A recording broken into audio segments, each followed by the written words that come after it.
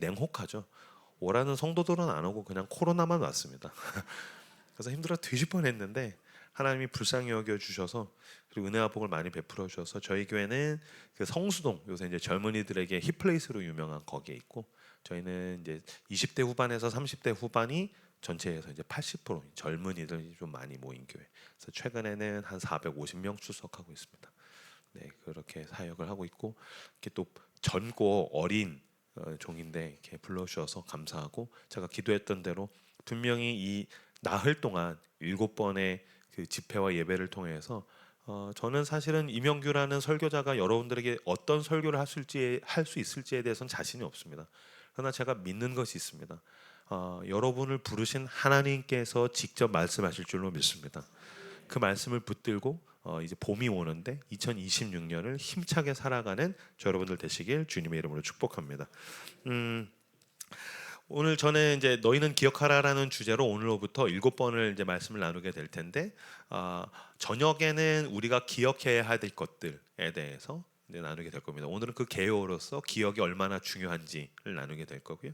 아침에는 특히 우리가 기억해야 될 하나님의 사랑과 은혜에 대한 이야기들, 그래서 기억을 주제로 해서 7번 말씀을 나누겠습니다. 오늘 제목이 기억을 바꿔야 미래가 바뀐다인데요. 같이 한번 따라서 해보시죠. 기억을 바꿔야 미래가 바뀐다. 한 번에 기억을 바꿔야 미래가 바뀐다. 그러면은 앞뒤 좌우로 한번 인사해 볼게요. 기억을 바꿔야 미래가 바뀝니다 라고 인사해 주십시오. 기억을 바꿔야 미래가 바뀝니다. 기억을 바꿔야 미래가 바뀝니다. 이게 문장을 제가 써왔는데 사실 곰곰이 생각해 보면 앞뒤가 왠지 안 맞는 것 같습니다. 왜냐하면 기억은 과거입니다. 미래는 앞으로 오게 될 일입니다. 아직 오지 않은 일입니다. 근데 기억을 바꿔야 미래를 바뀐다는 게 무슨 말일까?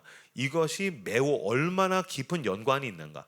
또한 이 하나님의 은혜를 가지고서 우리가 기억을 바꿔서 어떻게 미래를 바꿀 것인가에 대해서 함께 살펴보길 원합니다.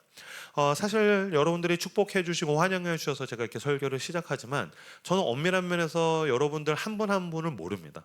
이름이 어떻게 되시는지, 어디 사시는지, 또 어떤 나이대, 20대, 30대, 또 40대, 50대, 60대, 70대 그렇게 어떤 나이대를 지나가시는지 저는 잘 모릅니다. 여러분들은 어떤 직업을 가지고 계신지 저는 잘 모릅니다. 어떤 생활 환경 가운데서 사시는지를 잘 모릅니다. 근데 여러분 그거 아십니까? 내 이름, 내 나이, 내 삶의 환경, 인간관계, 심지어 사는 곳, 이 수많은 것들을 결정하는 것은 기억이란 겁니다. 이건 제가 한 말이 아니라 하버드의 경제학자고 노벨상을 받은 사람 중에 데니얼 카너먼이라는 사람이 있는데, 이 사람이 내 삶을 담당하는 것은 경험하는 자이지만 결정을 내리는 것은 기억하는 자다. 내 삶을 담당하는 것은 경험하는 자지만 더 중요한 건 기억하는 자가 결정한다는 거예요. 예를 들어 드릴게요. 여러분들 아까 점심이나 저녁에 어떤 음식 드셨습니까? 뭐 여러 가지 드셨겠죠? 그거 왜 먹었을까요? 왜 그 음식을 선택했을까요? 기억입니다. 그때 그거 맛있었어. 내가 이거 좋아하는 거야. 그때 그 식당 갔는데 좋았어. 사실은 내가 어떤 음식을 고르는 것은 내가 그것에 대해서 가지고 있는 직접 간접적인 기억에 의해서 그 음식을 선택한다는 겁니다. 마트에 가지 않습니까? 생필품 고르시죠? 치약, 샴푸, 뭐 이런 것들, 음식물들 왜 고를까요? 왜 그 제품일까요? 기억입니다. 내가 이거 어디선가 본 겁니다. 내가 어디선가 누군가에게 야 그거 좋대 들은 겁니다. 기억이라는 겁니다. 여러분 오늘 나오실 때 아마 옷을 그래도 고르셨을 겁니다. 야 그래도 오늘부터 이렇게 부흥 집회 한다라는데 나 옷 그래도 이거 골라야겠다. 왜 그 옷입니까? 기억입니다. 이 옷 편했어. 아무래도 불편한 기억보다는 편한 기억 있는 옷을 선택했을 겁니다. 누군가가 이 옷, 야, 그 옷 참 근사하다 라는 이야기, 라든지 나 이 옷 좋았어 라는 기억에 의해서 그 옷을 선택했을 거란 겁니다. 이런 식으로 인간관계부터 직업부터 사람이 재능을 발휘하며 살아가는 모든 것 가운데 결정적인 영향을 끼치는 것이 바로 그 사람의 기억이라는 것입니다. 심지어는 수많은 심리학자들과 뇌과학자들이 최근에는요 뭐라고까지 얘기하냐면요, 행복과 만족도 기억에 달려 있대요. 사람들은 행복하고 만족하는 건 행복할 만한 일이 와야지 행복한 거 아니야? 만족할 만한 일이, 좋은 일이 와야지 좋아하고 행복하고 만족한 거 아니야? 그런데 아니래요. 기억이라는 거예요. 그러고 보니까 제가 곰곰이 생각해보니까 맞는 것 같아요. 왜냐면 저도 그런 기억이 여러 번 있었거든요. 예를 들면 그런 겁니다. 아내랑 같이 이렇게 가다가 여보 저기 식당 갈까? 이제 제가 얘기해요. 그럼 아내가 여보 당신 그때 저기서 음식 맛 없었다 그랬어. 그럼 순간 처음에 보고서 간판 보고 좋아 보이는데 왠지 좋았던 것 같은데, 근데 아내가 당신 그때 그 음식 맛없다 그랬잖아. 그 순간 맞아 여기 맛없었어. 기억이 바뀝니다. 왜 제가 어떤 사람을 기억할 때 아내가 여보 그 사람 기억나? 아유 그 사람 별로였어. 그 사람 진짜 못된 나쁜 사람이잖아. 무슨 소리야? 당신 그 사람 진짜 좋은 사람이라고 그랬었어. 라고 했을 때 그랬나? 순간 그 사람에 대한 어떤 가치 판단이랑 인상이 바뀌게 되는 것들을 느끼게 됩니다.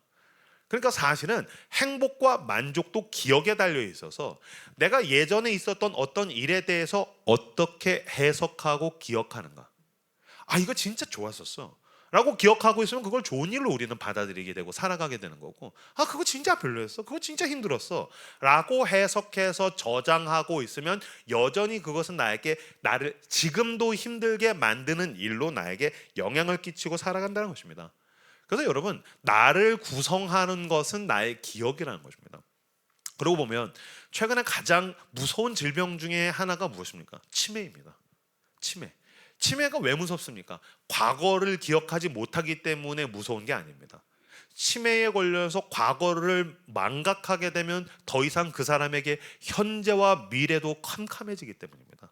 그래서 여러분, 과거에 내가 그 기억하는 정보와 사실을 내가 어떤 모양으로, 어떤 가치로, 어떤 의미로 내가 기억하고 있는가, 이것이 현재 나를 구성하고 미래 나를 만들어 간다라고 이야기할 수 있다는 것입니다. 그래서 저는 좀 더 과감하게 말하자면 그 사람이 기억하는 것이 그 사람이다라고까지 말하고 싶습니다.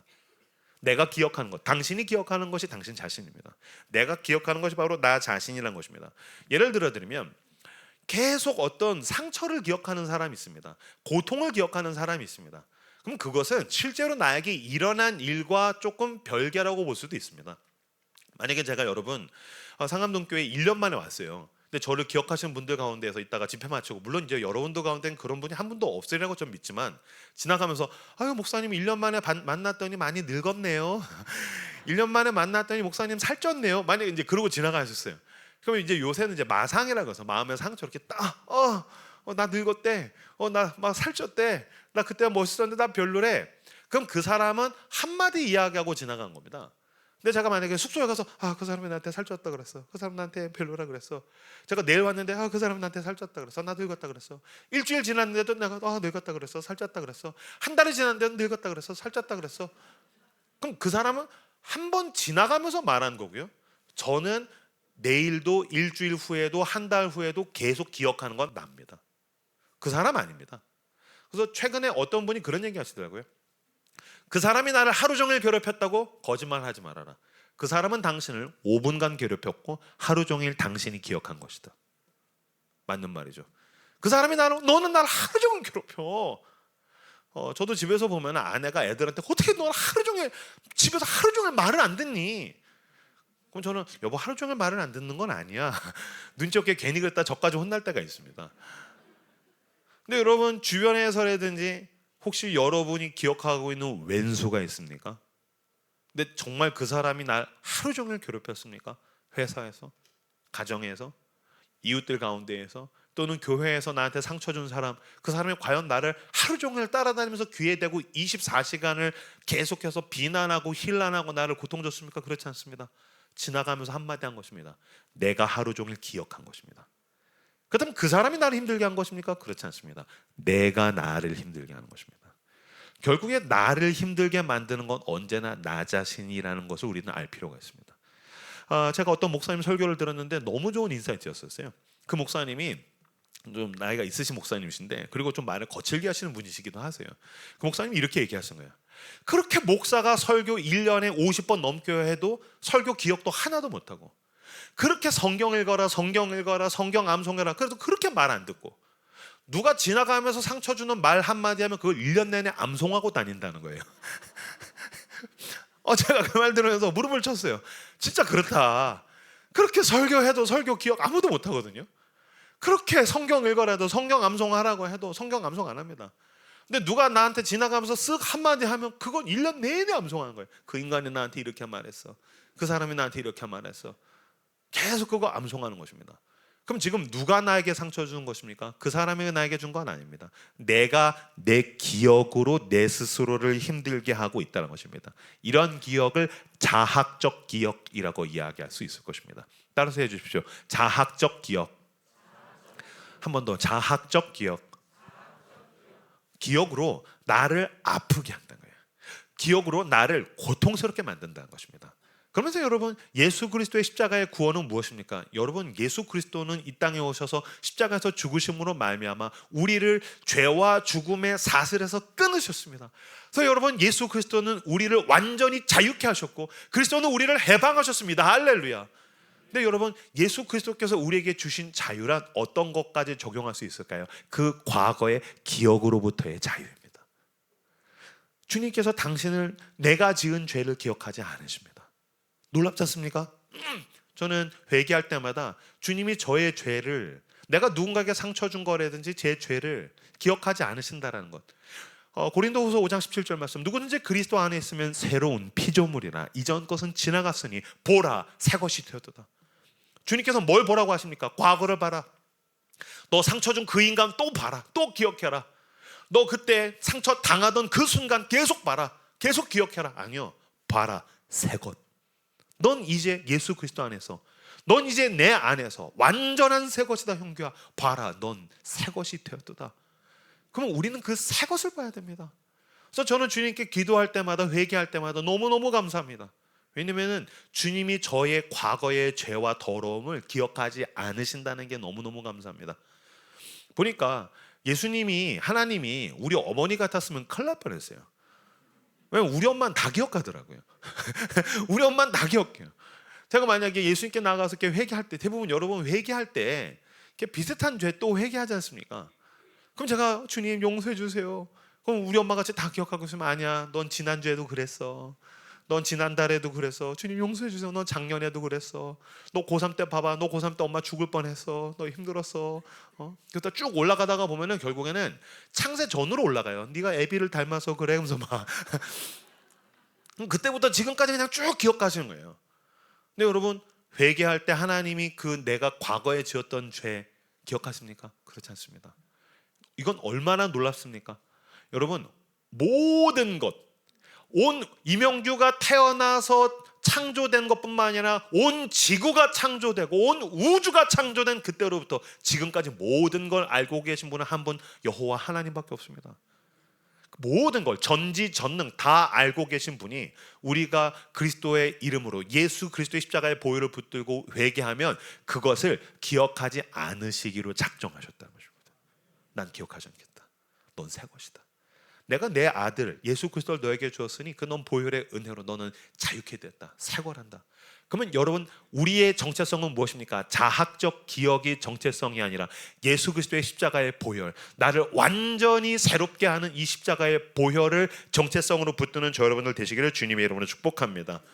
앞뒤자 여러분 인사해 보도록 하겠습니다. 당신은 완전한 새 것입니다. 당신은 완전한 새 것입니다. 당신은 완전한 새 것입니다. 당신이 어떤 삶을 살았든지, 어디서 어떻게 당했든지, 어떤 죄를 당했든지 그리스도, 예수 그리스도께로 나오십시오. 십자가 앞에 나오면 우리는 완전히 새 것입니다. 그렇다면 하나님은 우리가 무엇을 기억하기 원하시는가? 오늘 본문 말씀을 가지고 세 가지로 함께 살펴보도록 하겠습니다. 첫 번째, 하나님의 명령을 기억하라라는 것입니다. 하나님의 명령을 기억하라. 하나님의 명령을 기억할 때에 이것이 우리를 승리하게 합니다. 그래서 하나님의 명령을 기억해야 됩니다. 아까 우리가 읽었던 신명기 말씀 1절 말씀을 같이 한 목소리로 읽도록 하겠습니다. 읽겠습니다. 시작.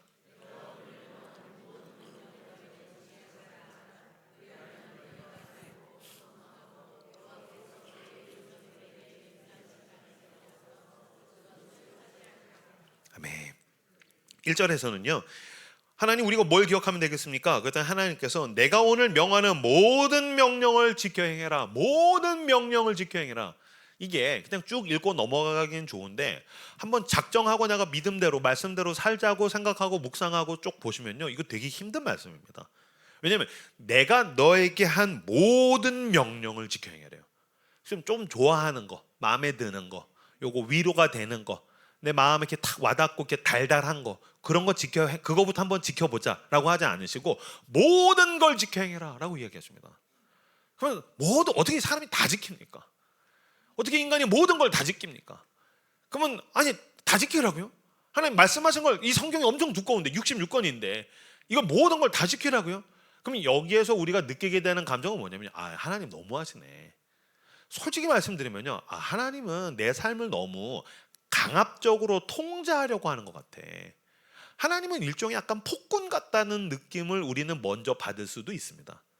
실제로 수많은 사람들, 그리스도인과 비그리스도인들이 하나님 폭군 같아, 하라는 게 너무 많아, 하지 말라는 게 너무 많아, 하나님은 폭군 같아 라고 느끼는 감정은 수많은 사람들이 더러 느끼는 감정입니다. 제가 유튜브에서 어떤 설교를 들었는데, 목사님께서 설교하시는데 하나님의 주권적인 은혜에 대한 설교 내용이 있었습니다. 그래서 성경에서 이야기하는 구원은 자력 구원이 아니다. 인간이 할 수 있는 것이 없다. 인간은 자기에게 있는 총체적인 무능함, 나는 죄인입니다, 내 안에 선한 게 하나도 없습니다 라는 것을 인정하면 하나님이 주권적인 은혜로 구원하신다. 은혜로 구원받는 것이다. 하나님이 다 행하셨다. 우리가 할 게 하나도 없다. 하나님이 다 하셨고 우리가 할 게 없어서 우린 은혜라고 이야기한다 라는 설교를 제가 이제 들었어요. 저도 굉장히 평소에 많이 설교하는 하나님의 주권적인 은혜에 대한 내용입니다. 제가 보면서 은혜 받고서 너무 설교가 좋아서 댓글에 어떤 댓글이 달릴까라고 이렇게 봤더니 댓글 중에 너무 인상적인 댓글이 하나가 달렸어요. 약간 악플인데 이런 내용이었어요. 구원을 은혜로 주신다. 인간이 할 게 하나도 없다. 하나님이 다 하셨다고 하지만 막상 교회에 들어가면 하라는 게 너무 많다. 또 막상 교회 갔더니 하지 말라는 게 너무 많아가지고, 예수를 믿는 것은 사단장님을 모시는 사병과 같다. 하나님을 믿는 것은 사단장님을 모시는 사병과 같다라고 이제 그 댓글이 마무리가 되어 있는 거예요. 제가 그거 보다가 약간 이렇게 기분이 안 좋아가지고 제가 그 밑에다 이제 대댓글로 군대 가서 사단장님 모셔봤으면 이런 말 못하지 군필자 아니네라고 제가 댓글을 순간 이제 느끼면 이렇게 클릭만 하면 되는데 클릭하려고 하는 순간 성령의 음성이 경규야 지워라 라는 음성이 들려서 제가 이제 대댓글을 달려다가 이제 말했습니다. 정말 사단장님을 모시는 사병과 같이 하라는 게 너무 많고 하지 말라는 게 너무 많아서 아니 어떻게 이거 다 지켜 행합니까? 하나님 명령 어떻게 다 지킵니까? 라는 마음을 가질 수도 있습니다. 왜 그럴까요? 오해하고 있기 때문입니다. 하나님이 이 말씀을 어떤 삶을 살아가는 자에게 어떤 목적으로 주셨는지를 모르기 때문에, 하나님의 마음, 어떤 마음으로 하나님이 말씀하시는지 모르기 때문에 오해하니까 하나님 폭군 같다고 느낀 겁니다. 제가 지금 사단장님을 모시는 사병 같다는 이야기를 했으니까 제가 군대를 예를 들어드리겠습니다. 군대 가지 않습니까? 너무 힘듭니다. 왜냐하면 편하고 자유롭게 살다가 20대 초반에 군대 갔더니 하라는 게 너무 많습니다. 뭐 군복 똑바로 입어라, 포복해라, 허리를 숙여라, 경례 똑바로 해라. 게다가 위장도 이렇게 영화 같은 거 이렇게 그지 아니 얼굴 새까맣게 합니다. 위장 똑바로 해라, 뭐뭐 하지 마라, 엉터리로 하지 마라, 뺑기 부리지 마라. 하라는 게 너무 많고 하지 말라는 게 너무 많습니다. 그래서 조교도 싫고 고참도 싫고 다 싫습니다. 근데 여러분, 그렇게 훈련소에서 왜 이렇게 하라는 게 많아, 왜 이렇게 하지 말라는 게 많아 라고 했는데 전쟁이 났다고 한번 생각해 보세요. 그래서 파병돼요. 전쟁터에 가요. 전쟁터에 가지 않습니까? 그럼 이 군인은 뭐 해야 되는지 아십니까? 훈련소에서 조교가 알려준 모든 걸 지켜 행해야 됩니다. 모든 걸 기억해야 됩니다. 왜요? 모든 걸 기억해야 내가 이 전쟁에서 승리할 수 있기 때문입니다. 모든 걸 기억해야 내가 이 전쟁에서 살아남을 수 있기 때문입니다. 그래서 대충 그때는 짜증난다, 지겹다 그러다가 전쟁터에 파병돼서 전쟁터에서 전쟁이 일어나자마자 내가 배운 모든 걸 기억하려고 할 겁니다. 이 순간에 어떻게 하라고 그랬지? 총은 어떻게 다루라고 그랬지? 어두울 때는 어떻게 하라고 그랬지? 걸어갈 때는 어떻게 하라고 그랬지? 밥 먹을 때는 어떻게 하라고 그랬지? 잠잘 때는 어떻게 하라고 그랬지? 모든 걸 기억하려고 할 겁니다. 왜요? 전쟁터니까요. 승패가 거기에 달리는 겁니다. 생사 여부가 거기에 달리는 것입니다. 그러니까 이것은 나를 괴롭히려는 것이 아니라 승리의 비결과 생존의 비결을 사실은 알려줬었을 때 전쟁터에서 모든 효력을 발휘합니다. 바꿔서 말하면요, 우리가 하나님이 우리에게 주신 명령들을 왜 기억하기 싫을까요? 그거 안 지켜도 내가 이긴다. 내가 그거 안 지켜도 나 살만하다. 내가 그거 안 지켜도 내가 원하는 대로 살 수 있다고 생각하기 때문입니다. 그런데 한번 내가 내 삶을 경영하고 운영했더니 어떻게 됐습니까? 엉망진창이 되는 겁니다. 여러분, 예수 그리스도를 믿을 때 어떤 고백을 해야 되는지 아십니까? 주님, 나는 죄인입니다. 이 죄인이란 말이 무슨 뜻입니까? C.S. 루이스는 영적으로 파산한 상태라고 얘기했습니다. 어떤 사람이 자영업을 해서 회사를 열어가지고 회사를 경영하다가 파산했습니다. 그러면 파산을 내가 신청합니다. 난 파산했습니다. 내가 더 이상 경영할 수 없습니다. 근데 만약에 여러분들 가운데에서 어떤 사업장을 성공적으로 경영하시는 분들이 계실 수도 있습니다. 여러분들 가운데에서는 부부관계를 성공적으로 그 관계를 이어오는 분들이 계실 수도 있을 것입니다. 또 여러분들 가운데서는 자녀 교육을 성공적으로 교육하는 분들이 계실 수도 있을 것입니다. 그러나 여러분, 저는 목사로서 제가 삶을 살아오면서 교회와 성도를 직간접적으로 관찰하다가 알게 된 게 있습니다.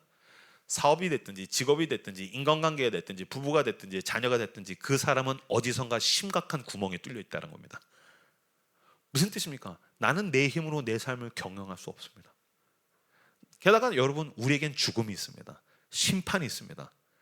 그 앞에서 나는 총체적으로 파산한 상태라는 것을 선언하는 것입니다. 인정하는 것입니다. 그제서야 비로소 예수 그리스도가 내게로 오셔서 내 삶의 주인이 되어 주십니다. 무엇보다 예수 그리스도는 내 삶의 운전대를 잡아주신 것입니다. 그래서 내가 내 삶의 운전대를 예수 그리스도께 내어 맡기고 나는 이제 그리스도를 따라가기 시작합니다. 그때 모든 명령을 우리가 어떻게 받아들이게 되는지 아십니까? 하나님이 나에게 말씀하신 이 모든 명령이야말로 나를 승리하게 하는 거야. 하나님의 이 모든 명령이야말로 나에게 진짜 내가 그토록 바라던 온전한 사랑을 주시려고 나에게 이렇게 하시는 거야.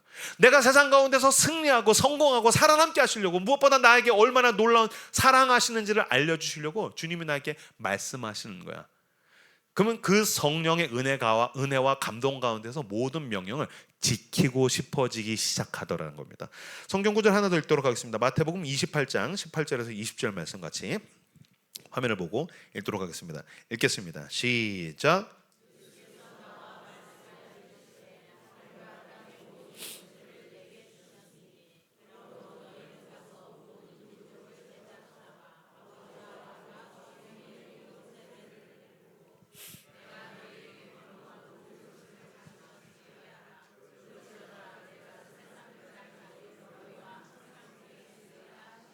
아멘. 지금 예수님이 마태복음 28장 20절 제일 마지막에서도 아까 우리가 신명기에서 읽었던 것과 동일한 말씀을 하시죠. 내가 너에게 분부한 모든 것을 가르쳐 지켜라. 근데 여러분, 예수님의 제자들이 예수님의 모든 걸 지켜라, 모든 걸 가르쳐라 라고 했었을 때, 예수님 그렇게 막 폭군같이 우리를 통제하려고 하니까 사람들이 십자가에 매달아 죽이는데 왜 또 그런 얘기 하세요? 라고 하지 않았습니다. 사도행전에 가면 성령을 받아서 그들이 정말 그 가르쳐 지키라고 하신 모든 것을 순종하려고 노력한 것들을 알게 됩니다.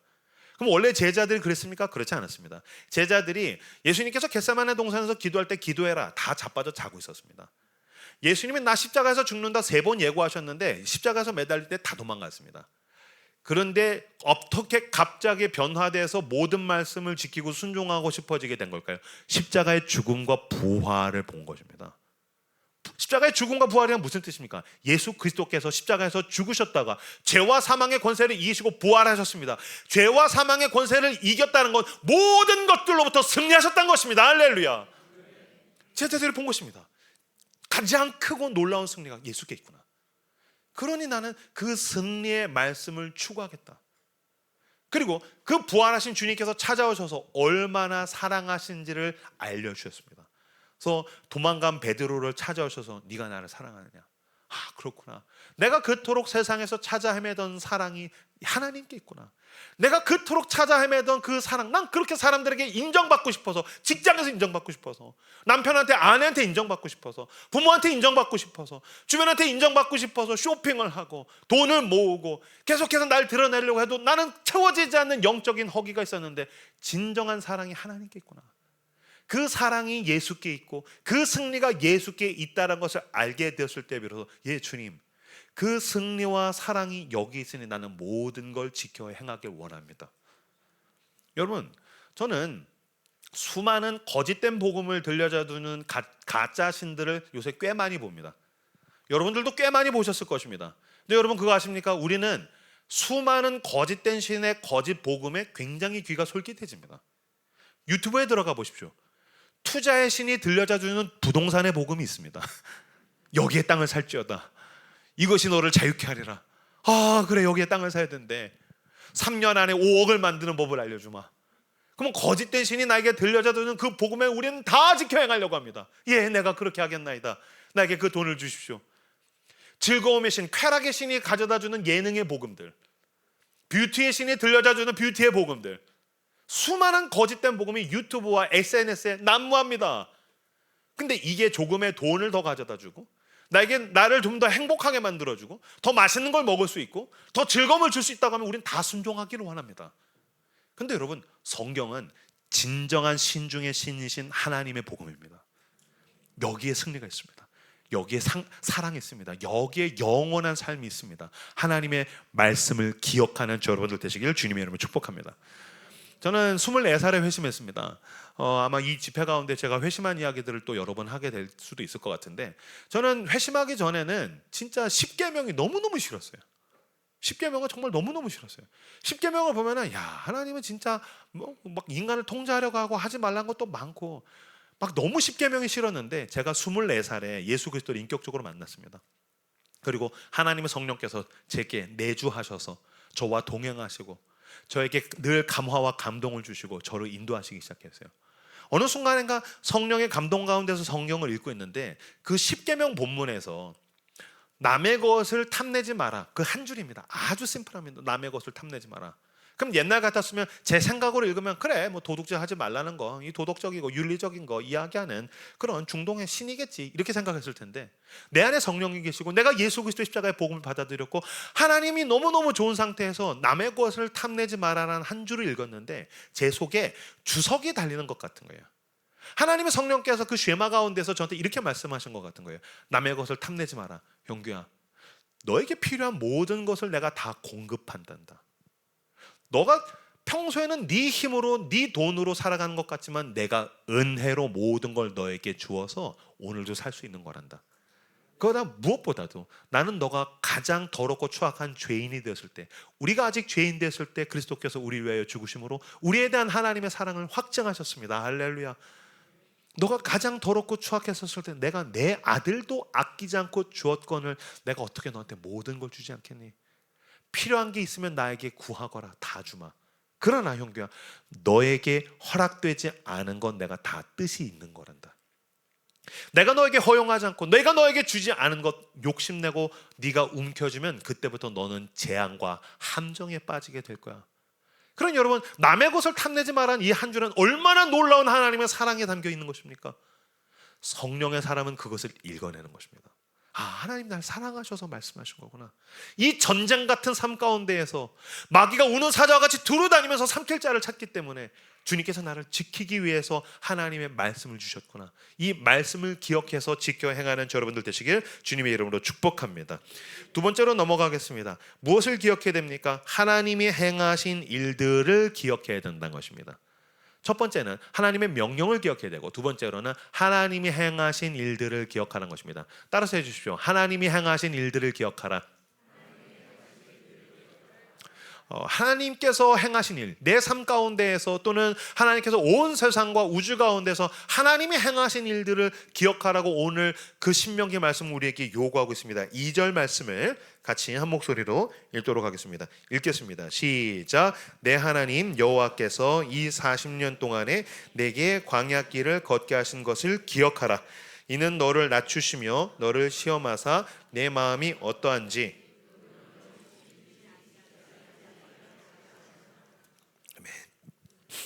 하나님께서 그 40년 동안 광야길 가운데에서 어떻게 은혜를 베푸셨는지를 기억해라 라고 이야기합니다. 하나님께서 내가 광야 가운데에 만나와 메추라기로 불기둥과 구름기둥으로 내가 너를 지키고 보호한 것, 넌 그걸 기억해야 된다. 하나님께서 이걸 왜 기억하라고 하셨을까요? 이건 사실은 우리가 누군가에게 호의를 베풀 때 기억하라는 것과 전혀 차원이 다릅니다. 우리가 이제 기억해달라고 이야기하는 것은, 야, 내가 너 밥 산 거 너 기억해야 돼. 안 그러면 내가 서운하지. 내가 너 생일 때 너 선물 준 거 기억해야 돼. 내가 너 결혼식 때 간 거 너 기억해야 돼. 내가 너 도와준 거 기억해야 돼. 안 그러면 내가 서운하지. 너 배신하는 거야. 하나님은 그것 때문에 기억하라는 게 아닙니다. 하나님은 왜 지금 이걸 기억하라고 하고 계시냐면요, 이후에 이 광야에 있는 이스라엘 백성은 그 요단강을 건너가서 거기서 가나안 족속과 싸워야 됩니다. 이 싸우는 과정이 있고 그 다음에 놀라운 승리에 의해서 적과 꿀이 흐르는 가나안에서 언약의 백성으로 살게 됩니다. 근데 여러분, 하나님이 이미 승리를 이미 주셨습니다. 근데 그 승리에 가려면은 전쟁이라는 과정이 있습니다. 그런데 이 전쟁이 무섭거든요. 이 적이 되게 커 보이거든요. 그렇지 않습니까? 하나님께서 여러분 믿으십니까? 하나님께서 여러분의 미래 가운데 가장 좋은 것을 예비하셨음을 믿습니다.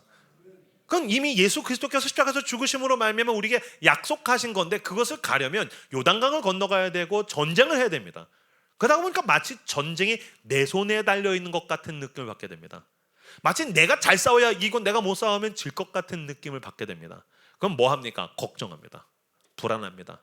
그래서 아마 여러분들도 집값이 올라가서 걱정하신 분들, 내가 취업이 안 돼서 걱정하신 분들, 내 자녀의 미래를 놓고서 걱정하시는 분들, 아무리 기도를 해도 이 전쟁 같은 삶 가운데서 걱정하고 불안해하는 분들이 계실 것입니다. 그런 가운데 하나님은 왜 기억하라고 하셨는가? 내가 너를 40년 동안 이렇게 인도했잖니? 내가 너를 전쟁에서 패배하게 절대 내버려 두지 않는단다. 그러니까 이걸 기억하지 않으면 전쟁의 승패가 내 손에 달려있는 것 같은 느낌을 받게 되더라는 겁니다. 그런 가운데 40년 지난 날들을 하나님께서 나를 어떻게 신실하게 인도하셨는가를 기억할 때에 여전히 내 앞에 전쟁은 두렵고 내 앞에 서 있는 골리앗은 무섭지만, 하나님, 내 힘으로 온 거 아닙니다. 은혜로 왔습니다. 나를 신실하게 인도하신 하나님께서 이 전쟁 가운데서 나를 살리시며 승리하게 하실 줄로 믿습니다. 그래서 하나님께서 그 과거를 기억해야 미래를 향해서 나아갈 수 있다고 하나님이 지금 말씀하고 계신 것입니다. 그래서 아까 우리가 읽었던 7절 말씀을 제가 7절부터 10절을 그냥 제가 먼저 읽어드리겠습니다. 내 하나님 여호와께서 너를 아름다운 땅에 이르게 하시나니 그곳은 골짜기든지 산지든지 시내와 분천과 샘이 흐르고 밀과 보리의 소산지요 포도와 무화과와 석류와 감람나무와 꿀의 소산지라. 내가 먹을 것에 모자람이 없고 내게 아무 부족함이 없는 땅이며 그 땅의 돌은 철이요 산에서는 동을 캘 것이라. 내가 먹어서 배부르고 내 하나님 여호와께서 옥토를 내게 주셨으므로 말미암아 그를 찬송하리라. 그걸 기억해야 우리는 그 미래를 상상하며 전쟁에서 싸우러 나아갈 수 있다는 겁니다. 근데 놀랍게도 하나님께서 지금 과거를 기억해야 미래의 약속을 상상하면서 승리를 상상하면서 나아갈 수 있어 라고 하나님이 말씀하시는데요, 이걸 최근에 뇌과학자들이 밝혀냈습니다. 무슨 말이냐면요, 사람들은 흔히, 저도 어떤 책을 읽기 전까지 제가 과거를 기억하는 것과 미래를 예측하고 상상하는 건 별개라고 생각했었어요. 그래서 아마 여러분들 가운데서도 불안도가 높으신 분들 계실 겁니다. 그래서 염려가 많으신 분들, 그런 분들은 그게 자기 성향이라고 생각합니다. 목사님, 보니까 우리 엄마가 걱정이 많았어요. 우리 아버지가 걱정이 많아요. 우리 아버지가 맨날 걱정하고 막 다 그랬거든요. 그래서 저도 이게 유전된 것 같아요. 이게 성향인 것 같아요. 라고 하는데 그렇지 않답니다. 뇌과학자들 뭘 밝혀냈냐면요, 과거를 기억하는 그 뇌에 있는 어떤 부분, 뇌에 있는 일정 부분이 과거를 기억해낸대요. 그 부분이 정확하게 미래를 예측한대요. 그 부분이 미래를 상상한대요. 그러니까 무슨 말이냐면요, 바꿔서 말씀드리면, 내가 과거를 기억할 때 과거에 힘들었던 거, 과거에 상처받았던 거, 과거에 어려웠던 거, 과거에 고통받은 거, 그거 기억하지 않습니까? 그러면 자연스럽게 미래에 상처받겠지, 고통받겠지, 버림받겠지, 패배하겠지 라고 하게 된다는 겁니다. 하나님께서 지금 뭐를 기억하러 가신 겁니까?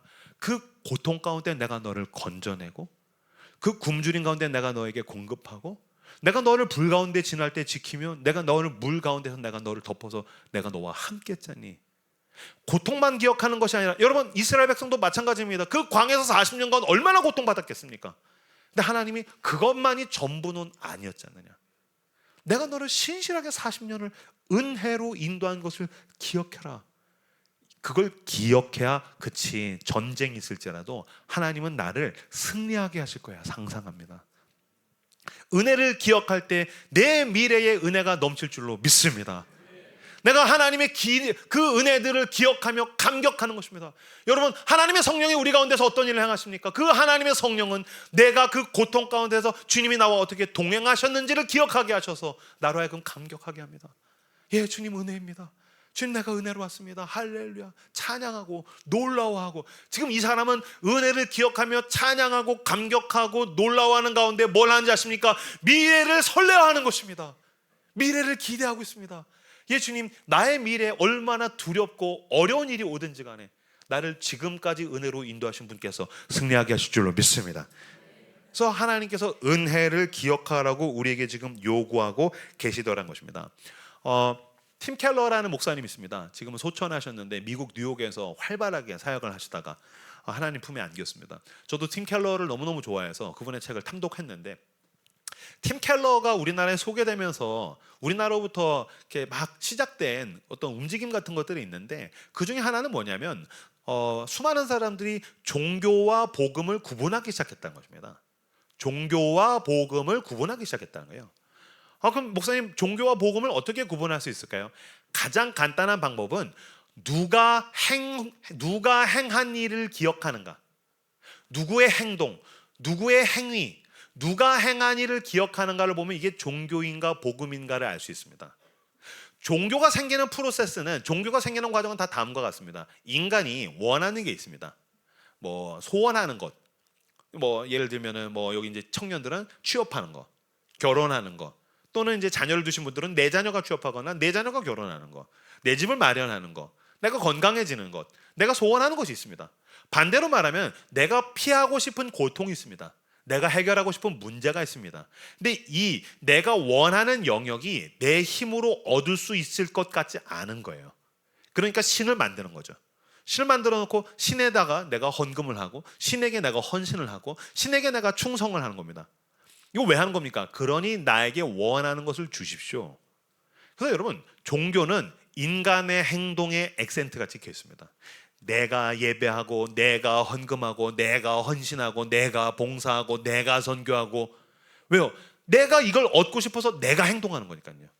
근데 이 종교 생활, 나의 행동에 액센트가 찍혀 있지 않습니까? 그러면은 교회를 다니면서 종교 생활을 하든지, 불교가 됐든지, 이슬람이 됐든지, 그 어떤 종교 생활이든지 종교 생활은 필연적으로 억울해집니다.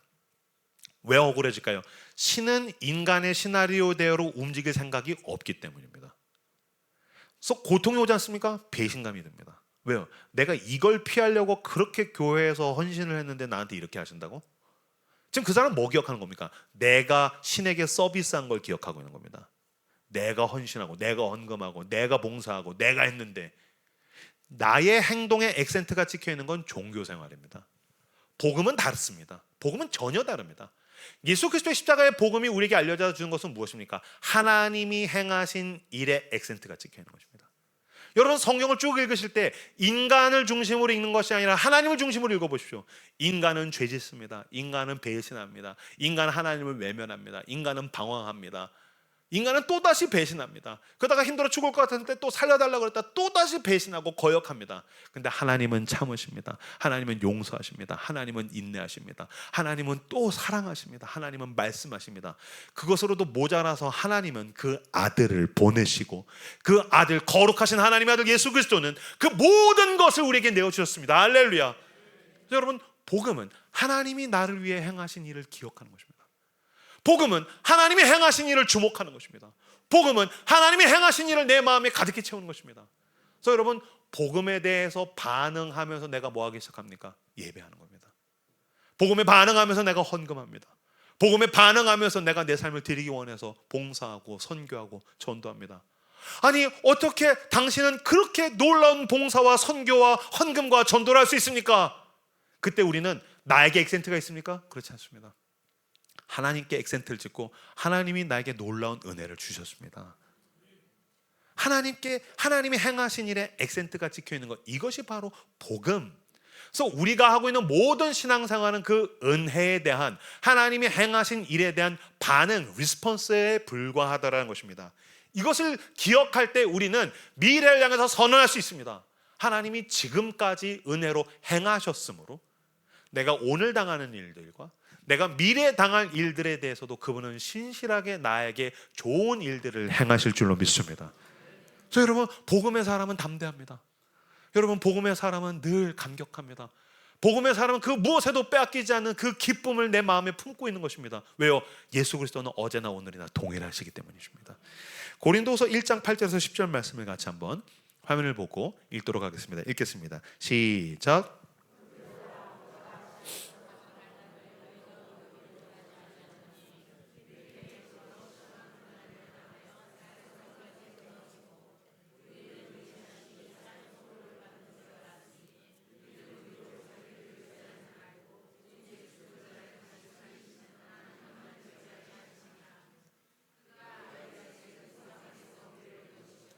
또 건지실 것이며 이후에도 건지시기를 그에게 바라노라. 아멘.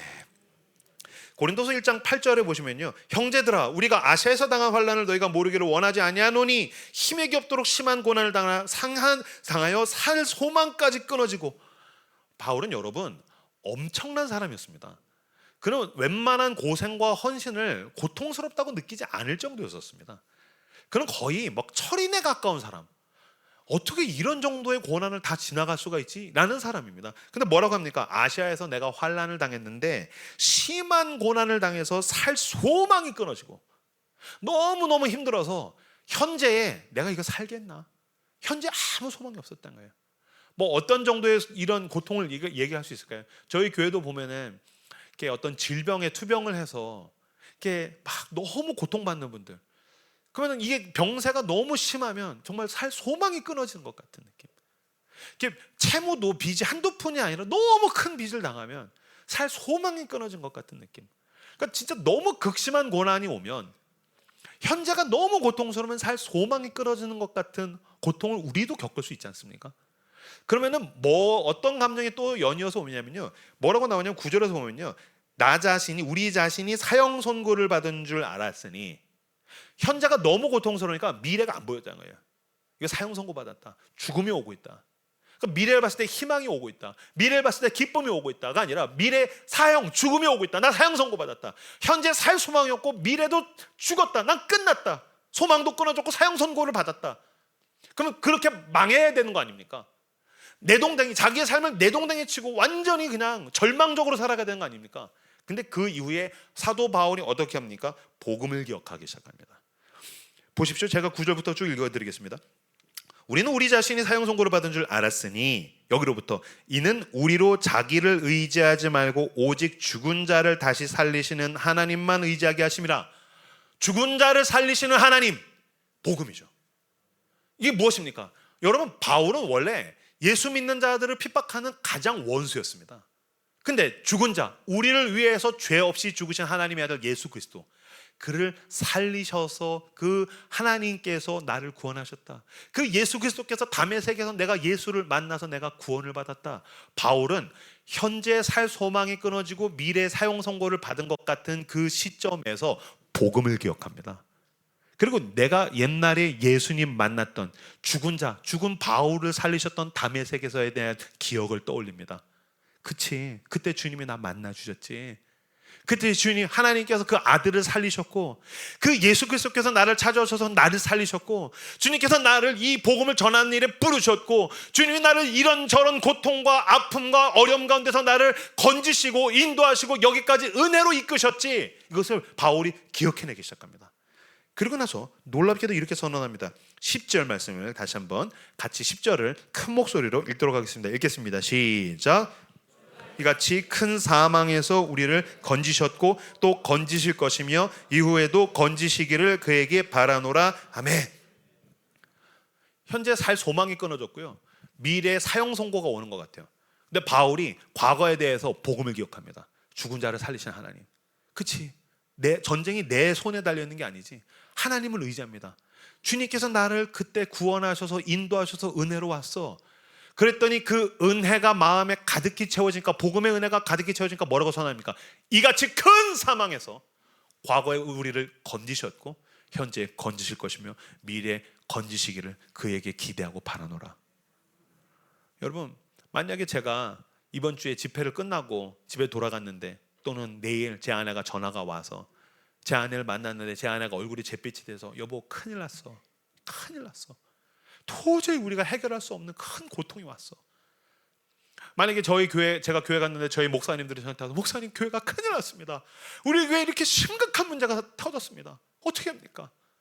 근데 제가 봤는데도 와, 어떻게 나한테 이런 고통이 올 수 있지? 막 너무 큰 고통이 닥쳐와서 살 소망이 끊어지고 사형 선고를 받은 것 같은 느낌을 만약에 제가 받지 않습니까? 그럼 제가 아내에게, 저희 동역자들에게 나에게 시간을 주십시오.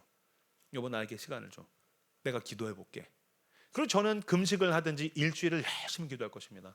저는 믿습니다. 제가 기도할 때 나의 신실하신 나의 하나님께서 성령을 저에게 주실 것입니다. 그리고 그가 늘 그러셨듯이 내가 너와 함께 있다. 주님이 나에게 응답하시고 나에게 은혜 주시고 무엇보다 나는 이 고통스러운 시점에서 난 내 과거를 바라볼 것입니다. 죽어 마땅했던 죄인이었던 24살의 나를 찾아오신 예수님, 나를 부르셨고 나를 사랑하셔서 그날 이후로 신실하게 인도하신 주님, 저는 그 복음의 은혜로 제 마음을 성령 충만함으로 채운 다음에 제 아내에게 이야기할 것입니다. 여보 걱정하지 마. 나 기도하고 있어. 여보 걱정하지 마. 하나님께서 우리와 함께 하셔. 하나님께서 이 큰 사망에서 과거에 건지셨고 현재에 건지실 것이며 미래에 건지시기를 기대해. 할렐루야. 이것이 바로 은혜를 기억하는 사람들의 능력이요 힘입니다. 왜 현재만 바라보십니까? 살 소망이 끊어진 현재만 보고 계십니까? 사형 선고가 받은 것 같은 미래만 바라보고 계십니까? 과거에 주신 은혜들을 헤아려 보십시오. 기도하는 가운데 그 성령의 은혜 가운데서 그걸 내 마음에 채워서 큰 사망에서 과거에 건지셨고 건지실 것이며 건지시기를 기대하며 나아가는 저 여러분들 되시기를 주님의 이름으로 축복합니다. 하나님은 우리가 무엇을 기억하기를 원하시는가? 세 번째, 하나님을 기억하라는 것입니다. 하나님을 기억하라. 복습을 해보도록 하겠습니다. 제가 지금 두 가지 넘어서 세 번째로 가고 있는데, 첫 번째는 하나님의 명령을 기억하라는 것이었고요. 그래서 하나님이 우리에게 말씀하신 명령을 우리는 전쟁터 같은 삶 가운데서 기억하고 모든 걸 지켜 행해야 된다. 두 번째, 하나님이 나에게 행하신 일들, 그 은혜들을 과거 가운데에서 헤아려서 기억해야 됩니다. 상처 기억하면 안 됩니다. 은혜를 기억해야 됩니다. 하나님이 행하신 일들을 기억해야 됩니다. 세 번째, 하나님 자체를 기억하라는 것입니다. 3절 말씀을 같이 화면을 보고 읽도록 하겠습니다. 읽겠습니다. 시작.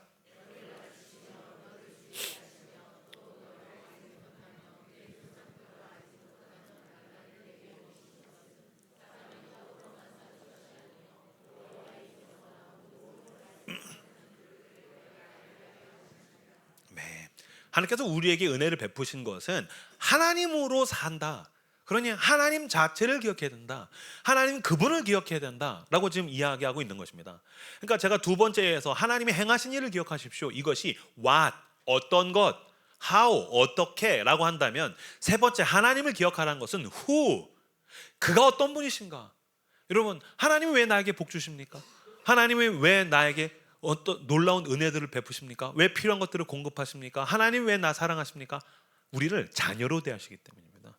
하나님이 아버지시기 때문입니다. 그렇기 때문에 뭐 기억해야 됩니까? 아버지의 손에서 오는 선물이 아니라 아버지를 기억해야 되는 겁니다. 저희 딸들이, 제가 초등학교 6학년짜리 3학년짜리 딸을 제가 지금 둘을 키웁니다. 저희 딸들이 제가 이제 집에 가가지고서 어떤 선물 같은 거라든지 뭐 이런 거 가지고서 가서 현관문 떼떼떼떼떼 척척 해서 문 열지 않습니까? 그러면 문 열면 이제 딸들이 우다다다다 달려옵니다. 그래서 아빠, 평상시에는 그냥 빈손으로 가면 아빠 막 안겨가지고 막 뽀뽀하고 막 그래요. 너무너무 행복해요. 근데 가끔씩 제가 어떤 선물 같은 거 이렇게 받은 거를, 또 어떤 뭐 과자나 이런 간식거리 이렇게 들고 가면 아빠, 그 다음에 제 손에 보면 이게 뭐야? 과자네? 이거 선물이네? 아싸! 그래서 그것만 탁 낚아채서 후다다다 도망가요. 그럼 그게 그렇게 서운해요. 아니 이놈들은 이거 내 손에 있는 선물만 보이고 이 하루 종일 가족을 부양하겠다고 고생하고 온 애비는 안 보이는 건가? 그러면 여러분, 아버지가 선물을 주거나 아버지가 뭔가를 줄 때에는 뭐가 보여야 됩니까? 선물이 보여야 됩니까? 아빠가 보여야 되는 겁니다. 엄마가 보여야 되는 겁니다. 근데 초등학교 3학년이니까 그럴 수 있습니다. 6학년이니까 그럴 수 있습니다. 왜요? 철이 없기 때문입니다. 철딱서니가 없기 때문에 앱이 안 보입니다. 아빠가 가지고 온 선물만 보이는 건 철이 없어서 그럴 수도 있습니다. 저 지금 최근에 또 저희 부모님이 근처 사십니다. 그래서 부모님 댁에 가서 이제 밥 먹고 시간 보내다가 할 때 저희 어머니나 아버지가 용돈을 주실 때가 있어요. 그럼 저도 내일 모레가 50인데 형규야 이거 가져가. 막, 이게 뭐야? 아니 이게 뭐 그냥 용돈이야. 너 필요한 거 써. 아니 무슨 용돈이야? 됐어 어머니. 아니, 어머니 쓰세요. 아버지 쓰세요. 나 괜찮아요. 아니야. 너 목회하고 뭐 바쁘고 힘든데 너 뭐 먹고 싶은 거 필요한 거 써. 사서 써. 라고 그렇게 주실 때가 있습니다. 그럼 용돈 이렇게 받지 않습니까? 그럼 뭐 10,000원, 어쩔 때는 막 50,000원. 그럼 20대 때는요. 20대 자녀를 두신 분들이나 여기 이제 청년분들은 20대 남자가 엄마 아빠한테 언제 전화하는지 아십니까? 돈 떨어졌을 때입니다. 엄마한테 돈 떨어졌 딱 그때만 전화합니다. 나중에는 이렇게 전화하면 왜 돈 떨어졌냐? 아, 뭐 알면서 그래. 돈 줘. 넌 네 엄마가 네 애비가 돈으로 보이냐? 아, 뭐 돈으로 보여. 뭐 부모 자식이 다 그렇지. 그럼 이게 돈 주지 않습니까? 그럼 예전에 저 20대 때 돈 받으면 아싸 5만 원 생겼다. 아싸 돈 생겼다. 이걸로 뭐 데이트 가야지. 이걸로 돈 써야지. 뭐 이걸로 게임방 가야지. 이걸로 뭐 사야지. 막 엄마 아빠는 안 보이고 돈이 보였어요. 근데 제가 철들었나 봐요. 이렇게 최근에 어머니 아버지 이렇게 용돈을 이렇게 주시면 아니 됐어요 그러다 이렇게 주시면 이거 받아서 운전하면서 막 가면 돈 안 보여요. 어머니의 주름이 보여요. 아버지의 눈빛이 보여요. 아빠의 얼굴이 보여요. 아, 우리 엄마가 나 참 사랑하는구나. 이게 다 크나도 이게 뭐라고 무슨 돈을 줘. 아, 우리 아버지가 나 참 사랑하시는구나. 그치, 내가 이 사랑으로 여기까지 왔지. 내가 이 은혜로 여기까지 왔지. 철이 들면 손에 있는 선물보다 얼굴이 보이는 겁니다. 하나님과의 관계에서 우리는 어떻습니까? 우리가 하나님께 바라는 것들 있지 않습니까? 어쩔 수 없습니다. 우린 자녀니까요. 그러나 하나님께서 나에게 어떤 은혜들을 베푸시고 나의 기도에 응답하시고 내가 바라는 것들을 나에게 베풀어 주셨을 때 하나님 알겠습니다. 하나님이 저를 얼마나 사랑하시고 나를 아들과 딸로 대하신지 알겠습니다. 네 하나님, 이거 너무너무 감사하지만 아버지의 얼굴이 보입니다. 주님, 당신이 나를 얼마나 사랑하신지 알겠습니다. 이거 없어도 저 하나님 사랑합니다. 주시면 감사하고 없어도 저 괜찮습니다. 힘내서 살아보겠습니다. 주님, 나와 함께 하소서. 나의 사랑하는 주님, 나를 여기까지 인도하신 나의 신실하신 나의 아버지, 나와 세상 끝날까지 영원히 나와 함께 하소서. 나는 이제 당신의 손에서 오는 선물보다 아버지의 사랑이 더 좋습니다. 그 아버지의 얼굴을 바라보고 하나님 자체를 기억하는 여러분들 되시기를 주님의 이름으로 축복합니다. 그래서 여러분, 하나님 자체를 기억하는 것, 이것이 신앙생활에서 가장 중요한 것입니다. 저희 집은 구조가 이렇게 소파 TV 구조가 아니고요. 저는 TV 보는 걸 별로 안 좋아해서 저희 집엔 소파가 없습니다. 그래서 저희 집엔 가운데 식탁이 큰 게 있고, 그다음에 이제 서재가 있습니다. 거실에는. 그래서 제 아내는 이제 미술을 그린 사람이라서 미술 그리는 그 화방 용품이 이렇게 있고, 그다음에 이제 저는 책을 보는 사람이니까 이렇게 책이 쭉 있습니다. 그래서 저희 가족들은 아침에 일어나면은 뭐 서로 얼굴을 보든지 책을 보든지, 뭐 영화나 뭐 보고 싶어 그러면 케이블은 안 나오는데 이제 그 인터넷 TV가 있어서 이제 그걸로 영화나 좀 틀어주고 뭐 이런 그 정도 조그마한 TV가 있고 TV를 보는 일은 없어요. 근데 그 거실에 제일 중앙에 뭐가 있었냐면 제가 제일 아끼는 레고 해적선이 있었어요. 이 얘기 할 때마다 부끄러워요. 이게 어렸을 때 제가 레고를 되게 좋아했는데 제가 가난한 작은 개척교회 목사 아들로 평생 자라니까 비싼 레고를 못 사잖아요. 그래서 이게 저한테 이렇게 버킷리스트라서 제가 이제 신혼 때 돈을 열심히 모아가지고 1년에 10몇만 원짜리 이렇게 하나씩 샀었어요. 그래서 한 3개 정도 사고 이제 큰 녀석이 태어나가지고 못 샀는데 그 중에 제가 제일 아끼는 게 레고 해적선입니다. 그래서 그 레고 해적선을 이렇게 이제 가운데로 탁 갖다 놨어요. 그 볼 때마다 너무너무 뿌듯한 거예요. 막 성공한 것 같고 막 너무너무 행복하고 막. 근데 문제가 생겼어요. 큰딸이 태어나서 한 3살 4살 넘어가니까 아빠 이 유일한 장난감을 만지고 싶어 하는 거예요.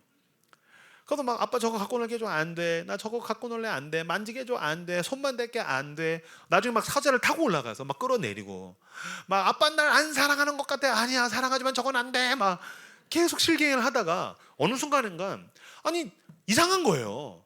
왜냐면 우리 큰딸한테는 그때 얘한테는 장난감 방이 있거든요. 얘는 장난감 방이 있는데 왜 도대체 아빠의 유일한 장난감을 만지고 싶어 하는가? 또 동시에 아빠가 이걸 못 만지게 해주는 것은 도대체 무슨 십보인가?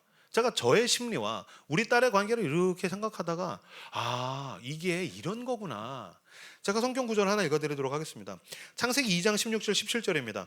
여호와 하나님이 그 사람에게 명하여 이르시되 동산 각종 나무의 열매는 네가 임으로 먹되 선악을 알게 하는 나무의 열매는 먹지 말라. 네가 먹는 날에는 반드시 죽으리라 하시니라. 제가 이걸 묵상하다 선악과를 깨달았습니다.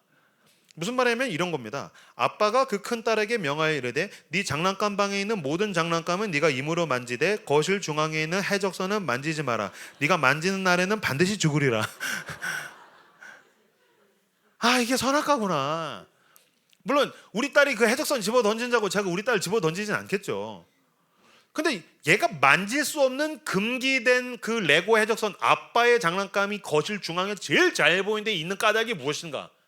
제가 그때 선악과를 알았어요. 그런 거예요. 여기 이제 부모님들 다 그러겠지만 자식에게 다 줄 수 있지 않습니까? 대신 죽을 수 있습니다. 얼마든지. 저도 그렇습니다. 우리 집에 불나서 한 명 죽고 한 명 살았는데 당연히 제가 죽고 우리 딸 살려야죠. 다 줄 수 있습니다. 그래도 불구하고 이 해적선이 의미하는 건 이런 거죠. 운율아, 아빠가 너한테 다 줄 수 있어. 근데 해적선 봐. 저게 무슨 뜻인지 알아? 운율아, 아빠 너한테 다 줄 거고 다 줄 수 있어. 그렇다고 해서 이 집의 주인이 너는 아니지, 자식아. 이 집의 주인은 임형규야. 이 집이 임형규 명의로 되어 있어. 내가 우리 은행에 대출을 세게 꼈기 때문에 매월 8일에 문자가 날아오고 있어. 이 해적선이 의미한 것이 무엇입니까? 누가 주인인가에 대한 것입니다. 동산 중앙에 선악과를 하나님이 왜 두셨습니까? 제일 잘 보이는데 맛있는 거 하나님 혼자 드시려고? 아닙니다. 하나님이 말씀하신 것입니다. 아담, 네가 먹을 수 있는 건 너가 만들었어. 내가 만들었어. 내가 다 만들었어. 너가 먹는 씹는 이빨과 혀와 맛보는 걸 너가 만들었어. 삼켜서 소화돼서 배설되는 프로세스를 너가 만들었어. 너의 손과 발을, 건강을, 너가 바라보는 사랑하는 아내와 이 가정의 연합을 너가 만들었어. 하나님 말씀하신 것입니다. 내가 만들었어. 그러니까 사실은 내가 먹을 수 없는 나에게 금기되어 있는 그 선악과를 바라볼 때 가장 잘 보이는 곳에 있는 선악과를 바라보면서 아담은 뭘 느끼게 됩니까? 하나님이 나의 주인이십니다. 하나님의 은혜로 내가 사는 겁니다. 어떤 것은 나에게 허락되었고 어떤 것은 나에게 허락되었지 않았지만 난 알고 있습니다. 나에게 주어진 모든 것은 나를 사랑하신 하나님의 은혜로 된 것입니다. 그래서 로드십, 하나님이 주인이시다. 마찬가지입니다. 만약에 여러분들이 예수 그리스도를 믿는다면, 그리스도인이라고 한다면 내 영혼 가장 깊숙한 곳엔 예수 그리스도의 십자가가 박혀 있을 것입니다. 무슨 뜻입니까? 예수 그리스도가 나의 주인이라는 뜻입니다. 내가 죽어 마땅한 죄인인데 그리스도께서 그 피값으로 나를 사셨다. 리뎀션. 그가 나를 사셨다는 것입니다. 이 말은 구속, 대속이라는 말은 원래 노예 시장에서 노예를 구매할 때 쓰던 단어입니다. 임형규는 죄의 노예였었습니다. 그래서 죄에 끌려다니며 죄를 즐기며 나는 죄로 인해서 영원한 사망을 향해서 가던 사람이었습니다. 그러나 24살 때 하나님께서 그 죄의 노예 시장에 있는 임영규라는 그 죄인, 죄의 노예를 사시려고 그 아들을 값을 치르셨습니다. 예수께서 모든 물과 피를 다 쏟으셨습니다. 그래서 예수께서 나를 사셨기 때문에 내 삶은 주의 것, 내 삶은 주의 것. 그래서 나는 십자가를 떠올릴 때마다 나의 모든 것의 주인은 하나님이십니다 라고 고백하는 것입니다. 하나님을 기억하십시오. 나에게 그나마 주어진 모든 것들 가운데에서 은혜를 찾으시고 그 하나님을 바라보며 감격하는 저 여러분들 되시길 주님의 이름으로 축복합니다. 그래서 여러분, 하나님께서 행하신 일과 나를 바라보시는 하나님을 망각에 내버려 두시면 안 됩니다. 하나님이 나에게 베푸신 그 사랑을 기억하십시오. 나를 도우시는 도움의 하나님을 기억하십시오. 나를 지키시는 신실한 하나님을 기억하십시오. 나를 창조하시고 사랑하시고 세상 끝날까지 동행하시는 나의 하나님을 기억하십시오. 할렐루야. 그렇게 그 아들을 죽기까지 내어주시고 내가 내 호흡을 다하고 죽어서 심판대에 섰을 때 나를 향해서 탕자의 아버지같이 달려오셔서 나를 끌어안아 주실 아버지를 기억하며 기대하며 살아가는 여러분들 되시길 주님의 이름으로 축복합니다.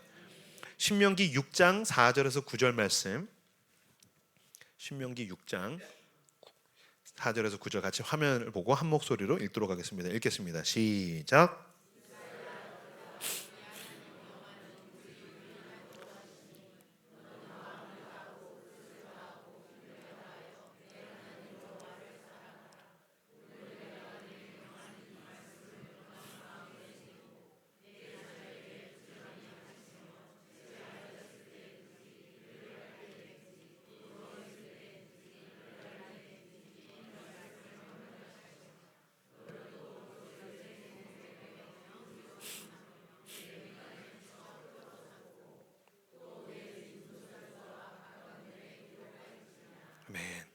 여러분, 하나님이 참 기가 막히십니다.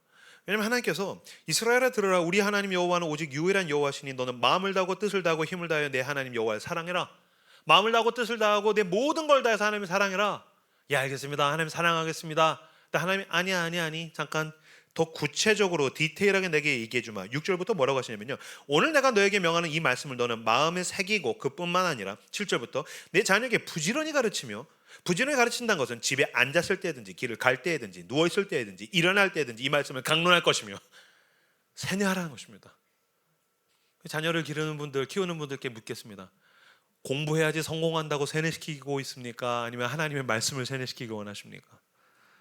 돈을 잘 벌어야 너가 사람 구실한다, 너가 세상에서 하려면 너 그렇게 당하면 호구된다 라고, 이겨야 된다라고 가르치길 원하십니까? 아니면 하나님의 말씀, 하나님을 사랑해야 된다, 너가 공부를 못할 수도 있고 어떤 기능은 부족할 수도 있고 너가 세상에서 뭔가 결핍될 수도 있지만 하나님을 사랑하거라, 하나님이 너를 승리케 하시며 너가 바라던 사랑은 하나님께 있단다, 하나님을 가르치셔야 되는 겁니다.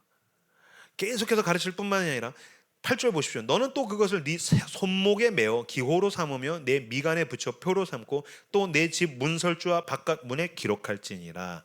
이걸 저는 이렇게 표현하고 싶습니다. 제가 지금 기억에 대한, 하나님을 기억하라는 말씀을 나눴는데, 하나님을 잘 기억하기 위해서 우리는 망각과 맞서야 합니다. 망각과 맞서야 됩니다. 그래서 여러분, 집안 구조 자체를 하나님의 은혜와 하나님의 말씀과 하나님을 기억할 수 있는 구조로 바꾸셔야 됩니다. 내가 우리 집이 과연 하나님을 기억하고 은혜를 기억하고 말씀을 기억하기 과연 좋은 구조로 살고 있나? 하루의 루틴을 하나님을 기억하는 구조로 바꾸셔야 되는 겁니다. 저는 오늘 아침에도, 저는 일어나면 이제 성경을 읽고 큐티를 하고 묵상을 하는데 제 아내는 필사를 합니다. 그럼 제가 제 아내 그랬을 때 떠오르는 첫 모습은 제 아내 되게 이쁩니다. 제 아내 진짜 예쁘고 곱고 너무너무 사랑스러운데, 제 아내 그럼 요새 떠오르는 모습은 얼굴이 아닙니다. 뒷모습입니다. 왜냐면 제 아내가 아침에 일어나면 저보다 먼저 일어나서 성경 필사를 하고 있습니다. 필사를 합니다. 그럼 제가 떠오르는 제 아내는 성경을 쓰고 있는 제 아내입니다. 그럼 보면은 지금 여기 지금 필사하고 있구나, 기록하고 있구나. 그럼 당연히 그랬더니 애들도 그 따라서 쓰기 시작합니다. 왜냐면 아내가 이제 아침 저녁 그거 쓰고 계속 필사하니까 이 녀석들이 시키지도 않았는데 질도 와가지고 이게 좋은 건 줄 알고 막 쓰는 거예요. 여러분, 애들은 참 무섭습니다. 애들은 말을 따라하는 게 아니라 부모가 진짜 좋아하는 걸 따라하는 겁니다. 부모가 진짜 즐거워하는 걸 따라하는 겁니다. 그렇다면 나는 내 하루 가운데 하나님의 은혜를 기억하기 위해서 어떤 구조를 만들고 있는가? 난 우리 집에서 존 웨슬리가 예수를 믿으면 그 사람의 돈 지갑이 회개해야 된다라고 얘기했습니다. 맞습니다. 돈의 주인이 바뀌지 않는 한, 내가 주인이었다가 하나님으로 바뀌지 않는 한, 돈의 주인이 바뀌지 않는 한 내 주인은 여전히 납니다. 그래서 내가 돈 지갑이 회개해야 그 사람이 진짜 회개한 것이다. 이건 진짜 기가 막힌 말입니다. 전 이걸 최근에는 이렇게 적용하고 싶습니다. 그 사람의 유튜브 알고리즘이 회개해야 거듭난 것입니다. 그 사람의 유튜브 알고리즘이 거듭나기 전까지는 그 사람 거듭난 사람 아닙니다. 그 유튜브 알고리즘 들어갔는데 정치만 있다, 그 사람의 신은 정치인 겁니다. 유튜브 알고리즘 들어갔는데 돈, 주식, 투자 그거만 있다, 그 사람의 신은 돈인 겁니다. 들어갔는데 예능, 웃기는 것만 잔뜩 있다, 먹방만 있다, 먹는 게 신인 겁니다. 그 사람의 배가 신인 겁니다. 그 사람의 유튜브 알고리즘이 거듭나기 전까지는 그 사람 거듭난 사람 아닌 겁니다. 지금 하나님께서 뭐라고 얘기하십니까? 너는 그것을 손목에 매서 기호로 삼고 미간에 붙여 표로 삼고 문설주와 바깥문에 기록할지나. 눈만 뜨면 그게 보이고 기억할 수 있도록 너는 너의 망각과 맞서야 한다. 그래야 결정적인 순간에 우리는 하나님의 뜻대로 움직일 수 있기 때문입니다. 전 이걸 여러 번 경험했습니다. 아마 이 이야기를 나누고서 같이 찬양하고 기도하면 될 것 같은데요. 저는 이제 35세 신학교를 갔습니다. 저는 일반 대학교에서 사실 신학이 아니라 일반 학교에서 전공을 하고 국어국문학이랑 사회학을 전공하고 전 신학대학원을 이제 갔기 때문에 신학대학원을 이렇게 갔는데, 제가 이렇게 어디에서 저를 이렇게 받아주신다고 해서 그 약속을 믿고 있다가 그 목사님이, 다른 목사님이 뜻을 번복하셔가지고 제가 하루아침에 백수가 됐습니다. 이제 백수가 돼서 처음에는 자신이 있었거든요. 난 열정이 있고 나는 재능 있고 하나님 나와 함께 하시고 그러니까 괜찮을 거야. 근데 이게 목사나 전도사님들은 10월, 11월이 그 이제 교회를 움직이는 기간입니다. 그래서 전문 용어로 이제 드래프트 기간, FA 시장에 이제 나오면은 그때가 이제 드래프트 기간입니다. 근데 제가 이렇게 하다가 보니까 1월 넘어갔는데 여전히 임지가 없으니까 불안한 거예요. 그래서 이제 평일날 이렇게 물론 신학교를 다니긴 했어도 주말에 사역할 데가 없고 불안한데 2달 넘어가니까 와 진짜 무섭더라고요. 이러다가 1년을 쉬겠는데. 그때 제가 이제 섬기고 있는 한 달에 한 번 설교를 하는 청년 공동체가 있어가지고서 제가 이제 거기서 이제 설교를 했는데 제가 그때 거기서 제가 자신 있게 옮기려고 했는데 그게 잘 안 돼서 요새는 백수가 됐고 뭐 그러나 하나님 인도하실 줄 믿습니다. 근데 2달이 백수가 되니까 무섭네요. 그런 얘기를 했는데 그 얘기를 듣고 거기에 있는 어떤 그 분이 이제 전도사님이었는데 목사님 아들이었어요. 그분이 자기 아버지가 작은 교회 목사님인데 두 분이 목사님과 그 아들 내외가 저를 찾아온 거예요.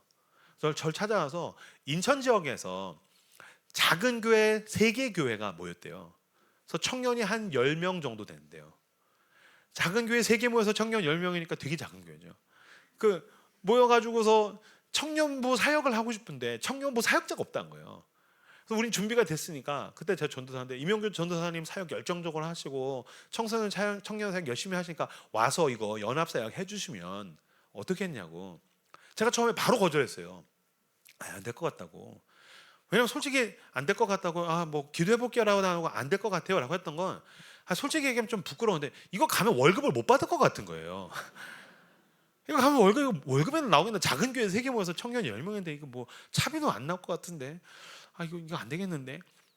그래서 저도 왠지 그래도 좀 버젓한 교회 가고 싶고 그러니까 안 될 것 같다. 근데 2번째 또 찾아오셨어요. 그래서 안 되겠다고. 3번째 찾아오시니까 제가 그럼 기도 한번 해보겠습니다. 그럼 저에게 기도할 시간을 주십시오. 제가 기도할 시간을 달라고 일주일 달라고 그랬어요. 그 제가 여러분 사실은 저도 알고 있습니다. 저도 저희 교회에서 뭐 이렇게 권면했을 때 목사님 기도해 보겠습니다. 기도 개뿔이고 다 거절이잖아요. 기도해 보겠습니다. 다 거절이에요 이거.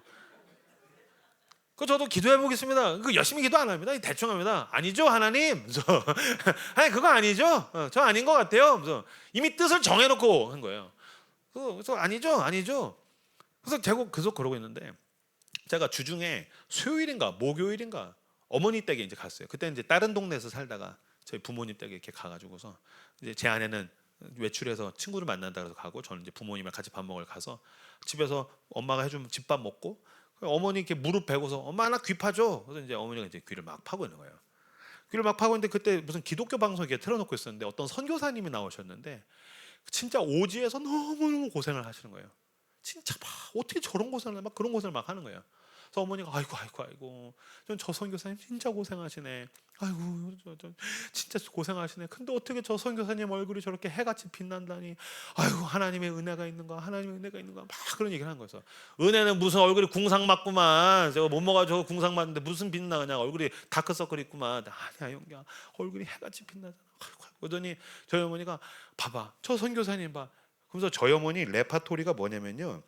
마태복음 6장 33절이에요. 그런즉 너희는 먼저 그의 나라와 그의 의를 구하라. 그리하면 이 모든 것을 너희에게 더하시리라. 이거 저희 어머니 타령입니다. 이거 우리 엄마 타령이에요. 그래서 막 그래 봐봐 형기야 먼저 그의 나라와 그의 의를 구하라. 그러면 모든 것을 더하시라. 봐라 형기야 저 선교사님 그의 나라와 그의 의를 구하니까 모든 걸 더하시나. 제가 누워가지고 뭘 더해 그냥 가난해가지고 얼굴이 찌들었구만. 뭘 더해 저거 완전 가난해. 하나님 뭘 더해. 앉아.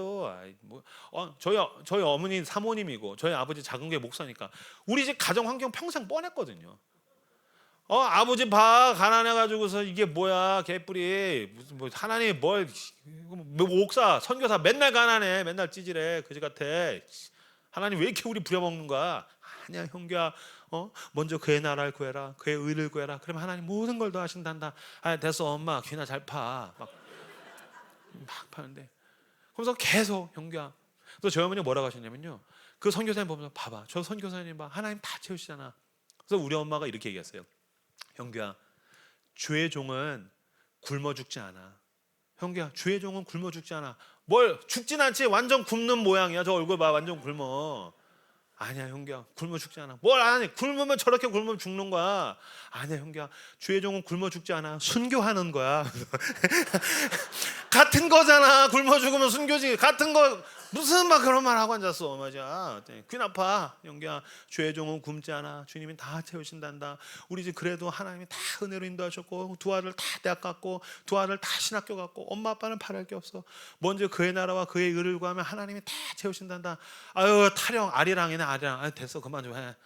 그래서 자 됐어 나 집에 간다. 그래서 이제 집에 가려고 나왔어요. 운전하면서 막 가는데 아 하나님 저 그거 어떻게 인천 연합 아 뭐라고 거절해요. 아 인천 아 나 가기 싫어요. 나 그 연합 하기 싫어요. 근데 우리 엄마의 목소리가 들리기 시작하는 거예요. 형규야, 주의 종은 굶지 않는다. 순교하는 거야. 무슨 소리야? 나도 월급 받고 싶고, 나도 좀 괜찮은 교회 가서 사역하고 싶고. 먼저 그의 나라와 그의 의를 구해라. 그러면 이 모든 것을 더하신단다. 아 지긋지긋하다고.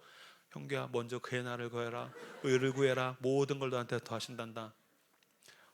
기억 가운데서 우리 엄마의 목소리가 3번쯤 재생됐을 때 눈물이 터졌어요. 차를 갓길에 대놓고 울기 시작했어요.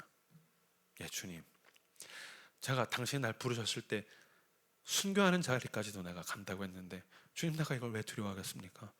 먼저 그의 나라를 구하고 그의 의를 구하면 내 주께서 신실하셔서 그 더럽고 추악한 죄인, 그냥 버림받아도 할 말 없는 죄인, 그 아들을 내어주셔서 내가 그 사랑으로 구원받았는데 주님, 내가 무언 가리고 무언은 못 가겠다 할 게 무엇이 있겠습니까? 주님 믿습니다. 가겠습니다. 주님 가겠습니다. 혼자 갓길에다 차 세워놓고 혼자 부흥회 한 거예요. 혼자 막 소리 지르고 찬양하고, 하나님 선하십니다. 하나님 인도하실 줄 믿습니다. 예 맞습니다. 그래서 제가 30대 중반에 사실은 저희 교단에서 가장 큰 교회에서 저한테 와달라 그랬는데 제가 그거 거절하고 인천에 있는 작은 교회 청년연합 갔습니다. 그래서 주님께서 저한테 놀라운 복을 베푸셨을까요? 4년 갈아놓고 완전 망했습니다. 완전 망했습니다. 그리고도 30대 후반에 고통의 시간을 지나가고 교회를 개척하고 막 가려고 했는데 코로나가 오고, 그래서 교회 개척했는데 코로나까지 와서 2년 반을 월급을 못 받고, 그때마다 저를 일으켰던 것 중에 하나는 우리 엄마의 타령입니다. 형규야, 주의 종은 굶어 죽지 않아. 지긋지긋해. 근데 우리 엄마의 그 믿음이 옳습니다. 여러분, 말씀을 기억하십시오. 그리고 하나님이 행하신 일을 기억하십시오. 그리고 나를 지금까지 인도하신 신실한 아버지를 기억하십시오. 그 망각과 맞서십시오. 그 말씀을 순종하길 원합니다. 따라가길 원합니다. 그 말씀대로 갈 때에 주님께서 내가 기억하는 그 선하신 일들로 미래 가운데 베푸실 줄로 믿습니다. 이 시간 함께 찬양하기 원합니다.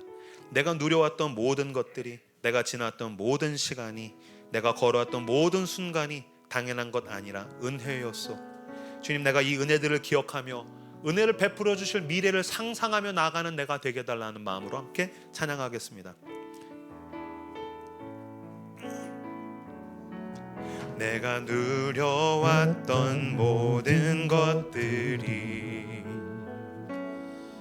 내가 지나왔던 모든 시간이, 내가 걸어왔던 모든 순간이 당연한 것 아니라 은혜였소. 당연한 것 아니라 은혜였소. 아침 해가 뜨고 저녁에 노을, 아침 해가 뜨고 저녁에 노을, 봄의 꽃향기와 가을의 열매, 변하는 계절의 모든 순간이 당연한 것 아니라 은혜. 모든 것이 은혜, 모든 것이 은혜, 은혜, 은혜, 한없는 은혜.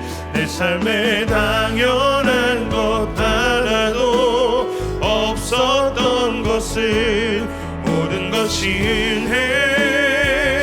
은혜였소. 내가 이 땅에 태어나 사는 것, 내가 이 땅에 태어나 사는 것, 어린아이 시절과 지금까지, 어린아이 시절과 지금까지 숨을 쉬며 살며 꿈을 꾸는 삶, 숨을 쉬며 살며 꿈을 꾸는 삶 당연한 것 아니라 은혜였소. 당연한 것 아니라 은혜였소. 내가 하나님의 자녀로 살며, 내가 하나님의 자녀로 살며 오늘 찬양하고 예배하는 삶, 복음을 전할 수 있는 축복이 당연한 것 아니라 은혜였소. 모든 것이 은혜, 모든 것이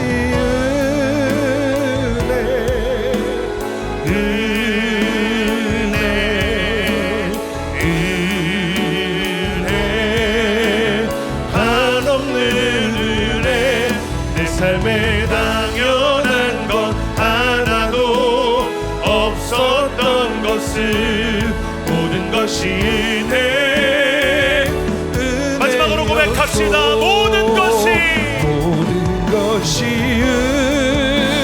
은혜,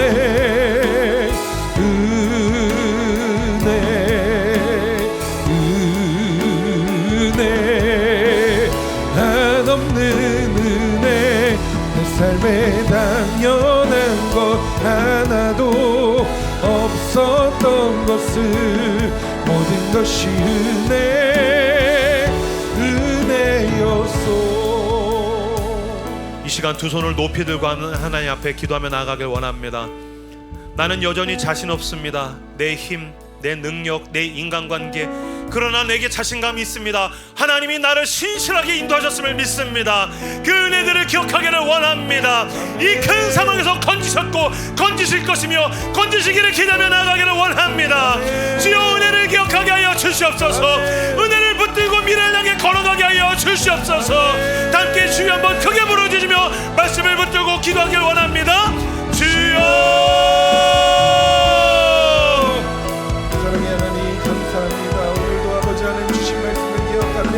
아버지, 내가 누려왔던 모든 것들을, 내가 지나왔던 모든 시간을 주님 앞에 아버지 하나님 기억하며 아버지 살아가는 우리의 인생들 낼 수 있도록 주님 인도하여 주시옵소서.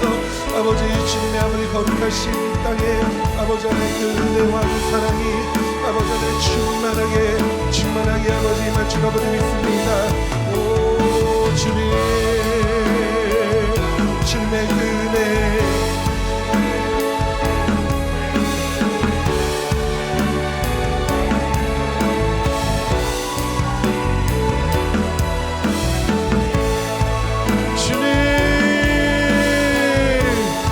아버지 하나님의 명령을 기억하고 하나님의 행하신 일들을 기억하고 하나님을 기억하는 삶을 살아가기 원합니다.